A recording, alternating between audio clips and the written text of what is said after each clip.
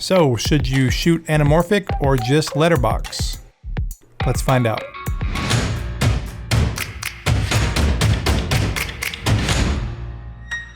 If you're new to our channel, we're all about sharing mobile filmmaking tools, tips, and techniques for indie filmmakers, YouTube creators, mobile journalists, and really anyone who wants to create better video using their smartphone. Please make sure to subscribe and hit that bell notification so you won't miss out on any of our future videos.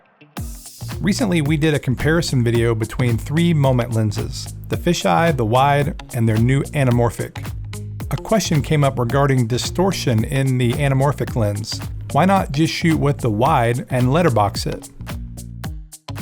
Before we get into the details of that, I thought it would be good to show the difference between anamorphic, de-squeezed, squeezed, and then the wide image.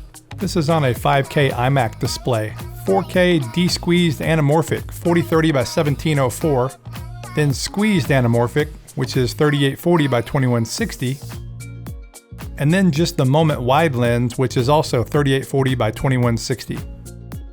And as a comparison, I wanted to show some short film footage. This is from Casey's favorite song. We shot this on a Moondog Labs anamorphic. This clip is also in 4K, de-squeezed, 239:1 scope.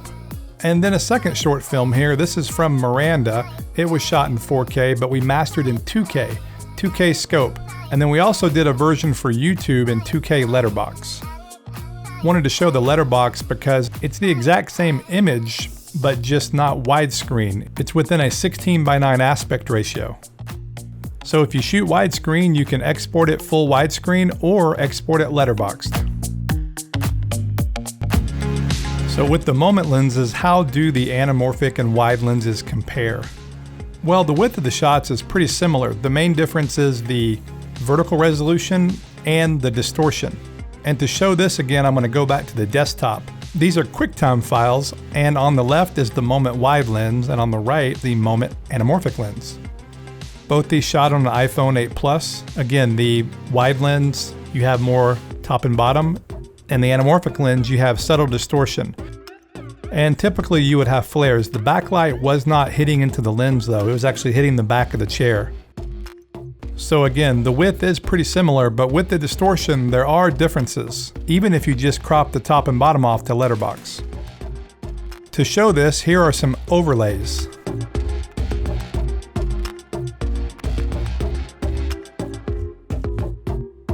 Now back to the anamorphic. There's the wide and the anamorphic together. The anamorphic. And now the wide. Now really analyzing this, you can see the bear and the chair and the microphone in the middle are all pretty close together on both shots. As the shot goes out to the edges, it gets distorted and it gets wider. So on the right side of the frame, the light stands furthest to the outside are from the anamorphic lens, and the same on the left side. You see 2 lights there. The one furthest out to the left is from the anamorphic lens. And it's largely due to the distortion that the lens causes. And just as a side note, distortion is not unexpected in these kind of wide lenses, and it's not a bad thing either. You either like it or you don't. It's just inherent to these kind of wider anamorphics. Okay, so let's say you either don't have the anamorphic lens or you don't like the distortion, so you do decide to letterbox.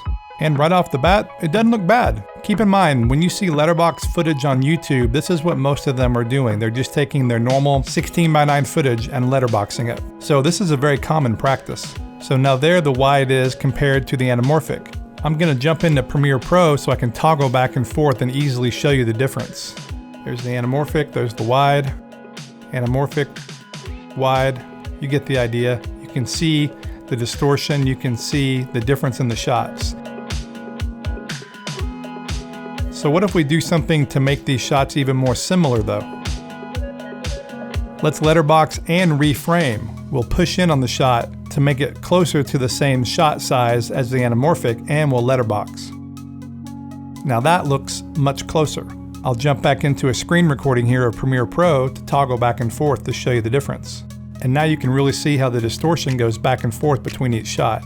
And what this shows is interesting because in Moment's description of their lens, it says the following. It's like shooting a wider focal length in the horizontal direction and a longer focal length in the vertical. You can now capture a super wide angle image with the inherent shallow depth of field and perspective of a telephoto lens. The center of the frame looks more telephoto and the edges are more wide look and of course slightly distorted. So this is one of the anamorphic characteristics that you can't get shooting just on a wide lens. So now here's an overlay of the reframed anamorphic over the wide, and they're getting much closer now. So here's the wide, and now there's the anamorphic. And here's the widescreen letterboxed again with the overlay now of the anamorphic. So if you look at the edges, you can see by pushing in on the shot slightly, the footage is getting much more similar. There's still more distortion, of course, in the anamorphic, but it's getting a little more difficult to tell them apart. So can you actually tell them apart? So here's shot one. I did color correct these, and I added a flare to the light, just a little visual effect. Is this the anamorphic? Or is shot number two the anamorphic? Same thing here, I did color correction, and I added the flare in the light. If you said shot number two, you are correct. This is the Moment Anamorphic lens. Shot number one was the Moment wide lens. Took the flare away, took the color correction away, letterbox, and the reframe. And here's the anamorphic without the flare and without the color correction.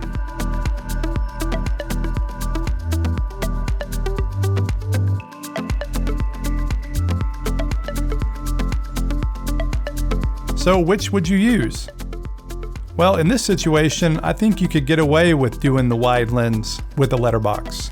In this shot, there's only a few things that would make you even know that it was anamorphic: the distortion and the widescreen. The other lens characteristics aren't even present. Most traditional anamorphic lenses will be, of course, widescreen. They'll have lens flares, they'll have oval bokeh, and then, love it or hate it, on the wider lenses, they'll have distortion. The nice thing is YouTube supports widescreen, so if your main distribution is online, YouTube, Vimeo, those kind of places definitely support widescreen. And if you're making narrative content, that's probably what you would want to do. Although on YouTube, one reason we posted Miranda in Letterbox was because of the end cards. Different aspect ratios have different things you can do to the end cards. They're starting to accept more, but there have been limitations in the past. The other thing, of course, are lens flares, and yes, you can add lens flares in post-production like I did in the bear example, but if the camera's moving, it's much harder to make that believable, and not to mention, getting the flares in camera just makes stuff look more organic. And that, of course, includes shooting the sun, so the sun flares just as easily as lights. So if you're trying to choose between an anamorphic and a wide, you can achieve a similar look with a wide lens, but if you have the option, if you have an anamorphic, and you're shooting a project that lends itself to widescreen, then by all means, shoot on your anamorphic lens. Thanks for watching, guys. Hope you enjoyed this video. Please like, subscribe, and hit that bell notification, and we will see you guys in the next one.